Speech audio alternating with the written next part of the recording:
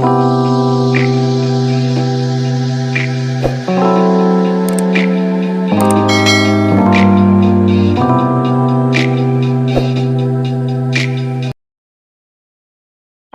Aries. I'm Jamie Dawn, your revolutionary astrologer, bringing you your September 2021 horoscope. And we start out the month of September with Mars in Virgo still, and it makes an opposition to Neptune that first week. Neptune in Pisces, its home sign. This is going to be affecting your 6th and 12th house. And what this will offer is an opportunity for maybe a retreat or for you to draw inside of yourself and to really tap into some of that subconscious practical magic and bring it down to earth. So you could have an ability to be able to create or to tap into something that is maybe nebulous, if you will. And then with Mars here being your ruler, it can drive you to put some pins on the map, to take whatever shows up in this beautiful, magical way and say, okay, here's the practical way in which I can put something into tangible form. And that could feel really productive for you. Now, a few of you may be on vacation this week because it is a week leading up to a long weekend.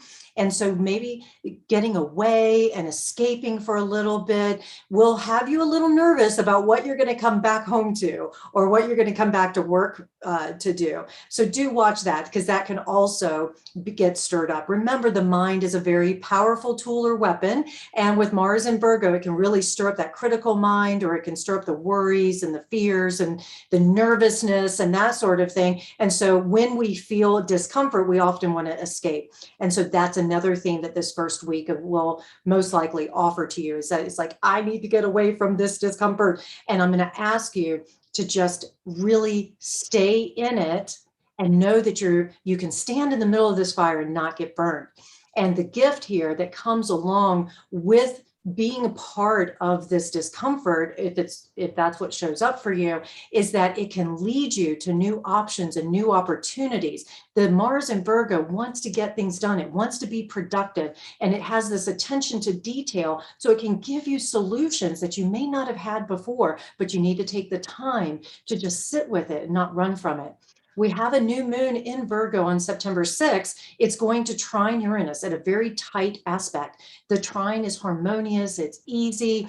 The difficulty with the trine is that we can often take it for granted, or we take it, it just happens so naturally that in some ways it can overinflate the energy. So you do want to watch out for that. But I feel like this new moon is going to be a sweet new moon. And with Uranus here, anything goes. Because remember, Uranus is a bit unpredictable. So if you're looking for that, I need to know exactly what is supposed to happen, I'm going to offer that the only thing you can control here is your intentions, your attitude, how you express yourself. And this is going to be affecting your 6th house. So your daily routines, this is an opportunity to get organized, an opportunity to set intentions on reevaluating what is really important in your life, and then putting step-by-step process to plan and to get certain things done. This is a kick-ass, take names kind of new moon, and you may find that a breath of fresh air pops in, a sudden idea that allows you to have not only this new, say, work-life balance, that maybe that's one of the themes that comes up here with this 6th house being active, but it may also be that you find a greater spiritual component to the meaning of why you're doing what you're doing. And meaningful work is important, and meaningful connections are important, especially as Mercury is in Libra the entire month, because it is also moving into shadow on this new moon day. And so you're going to be looking at where you can find balance and harmony with your thoughts. There's going to be a lot of discussions and collaborations and ideas that you want to work together with others, and you want to find ways in which everyone can win. This is an opportunity to create win-win situations. But with Mercury retrograding, and I'll talk more about that in a little bit, because it actually goes retrograde on the 27th. And right now we're going to feel some of the effects. And with it being in Libra, the theme is relationships, and this is for every sign. And it's not just romantic relationships, it's also business relationships, friendships, family members, how we relate to our finances, how we relate to our values, all of that sort of thing also will be popping up for us all, even though values and money and that sort of thing is very much more Venusian. Mercury here gives us our ideas. Mercury has a wonderful ability to trick us because it's the mind, or to give us treats. And it really is about disciplining and training the mind. And so that's where your sixth house activation can really come into play, where you look at this new moon and you say, what steps or what actions or what tasks can I do to keep my mind on task and not get distracted? Because when you get distracted and the energies get scattered, you can lose your grounding, you can lose your footing, you become impulsive and spontaneous. Even though spontaneous isn't bad, the impulsivity can create tension, and you can say things or do things without thinking, which then leads to chaos. It can lead to harm. It can lead to some brilliant things happening, of course, because, I always say, if you're going to, one of the best things you can do is just take action, and then you can adjust along the way. So there's that. But I also offer that we have to be careful about being too rash, because it's like the bull in the china shop, and you look around and you go, oh shit, what have I just done, right? So that's part of what the month of September as a theme in and of itself is going to hold for you. It's further emphasized when Venus moves into Scorpio on September 10th or 11th, depending on where you are in the world, and this goes into your 8th house.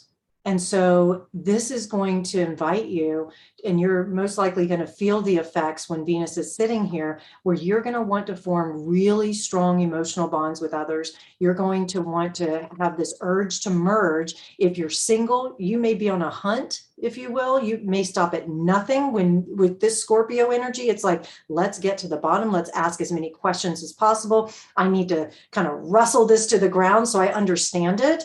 And I want what I want, and I'm not going to stop until I get it.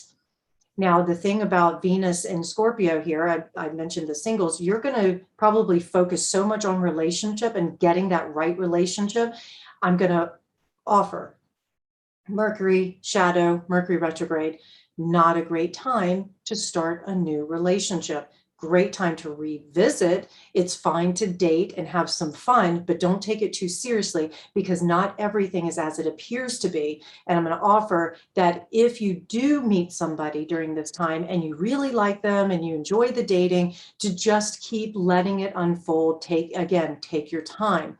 Emotional investments are going to really stir up some stuff. So if you watch yourself get emotionally attached very easily, it can create disappointment down the road. So that's where I say moment by moment, one step at a time, especially because your ruler Mars enters Libra September 15th, activating your 7th house, again, turning your attention to relationship. I'll mention also for those who are bonded in a bonded relationship, that you will most likely be revisiting certain issues that you want to do with your partner, certain things that will allow you to feel more secure, more bonded, and go even deeper into the intimacy of the relationship.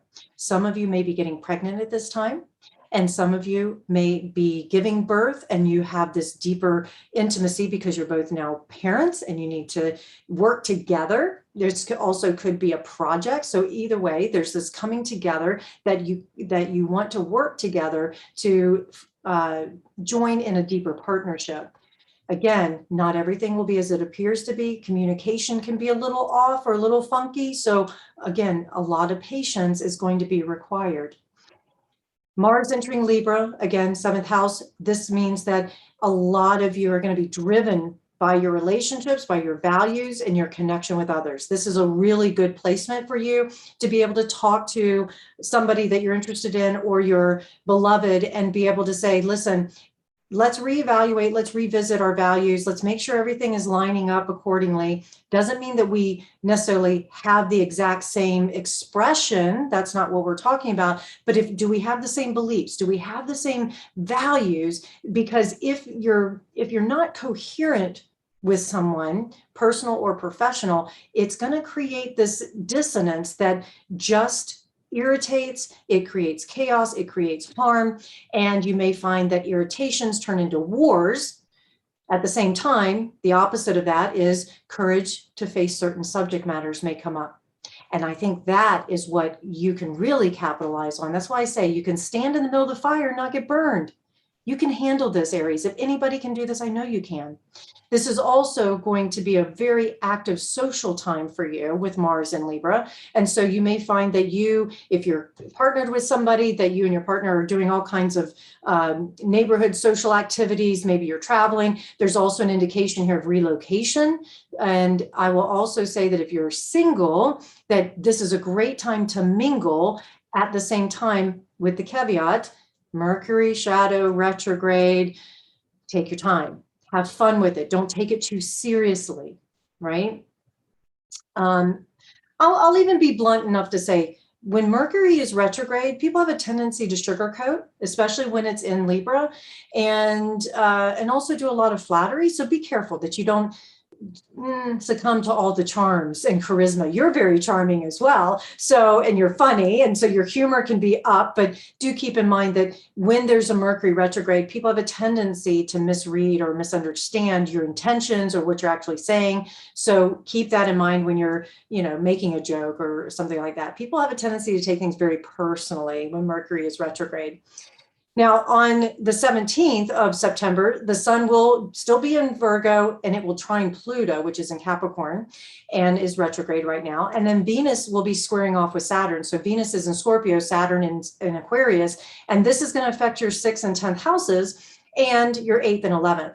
So you will most likely be looking at ways in which you are in your own command, your own control, if you will, of your daily routines, your schedule, how you want to socialize, how you want to do things. And you may feel very powerful around this time, and others may come in, friendships, that sort of thing. And because you're being so social, they may try and disrupt your organizational mindset or your appointment. So definitely pay attention to any sort of, I'll say this, blessed are the flexible, for they're never bent out of shape. You want to stay really flexible and keep your boundaries, and just watch how you communicate those boundaries as well, because I have a feeling your friends, especially on this day, may say, I really need you, and hey, let's go play over here. And you're like, no, I've got to get stuff done in order to make it happen. So there's could be a dissonance when it comes to what you feel you need to get done versus what they may ask of you. And you may wrestle around with the deeper intimacy that you're looking for. And it's like, if I don't hang out with these people, are they going to really like me, or am I going to lose this friendship because, I'm not showing up the way they need me to, or I'm putting work ahead of it. And so remember, you're looking at your work-life balance as well at the beginning of the month. So I just see a lot of this like wrestling around with, what do I do? What do I do? Make a decision, adjust along the way after you ground. We have a full moon in Pisces, September 20th. That's in your 12th house.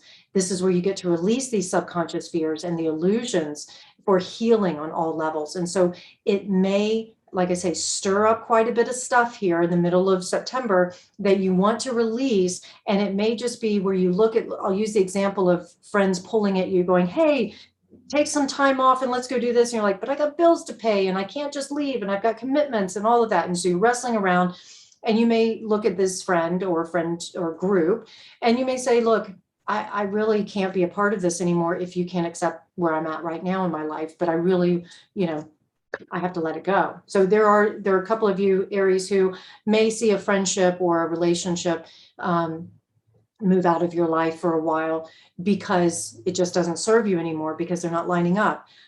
I feel like that's a very small group of you. However, I feel like the greater releasing that happens during this full moon is releasing any of these subconscious fears of maybe I'm not good enough, or what they won't like me if I don't sacrifice myself for them, things like that. And instead, you can then offer your gifts of healing and compassion and your ability to be able to show up and fight for people. That's one of the things you do so well.